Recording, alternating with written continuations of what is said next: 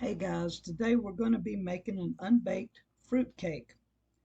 The recipe calls for 1 pound of pecans chopped, 1 box of raisins, and that's a medium size, about a cup and a half of raisins, 1 small can of pet milk, but I substituted sweetened condensed, 1 pound box of graham crackers crushed, and I used the crumbs that were already crushed, 1 pound of chopped walnuts, also 1 pound bag of large marshmallows, and 1 large container of cherries cut up.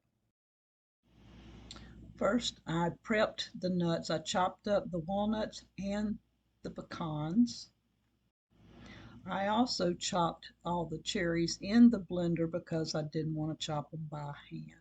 You want to melt the marshmallows, and let me say I bought the extra large marshmallows. Just buy the regular size or the minis, but buy a pound of marshmallows.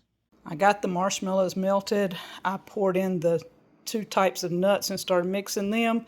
I've added the sweetened condensed milk and some of the graham cracker crumbs. I'm going to add more. I didn't film any of it because I was in crunch mode. This is what it's looking like before I add more graham crackers to it. And last we will add the raisins and the cherries.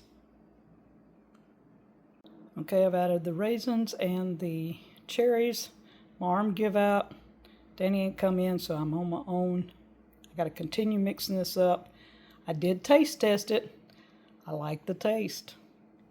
After mixing, I went ahead and pressed as hard as you can press. Just keep pressing this mixture into the container you're going to put it in. Then I added some more cherries and powdered sugar on top.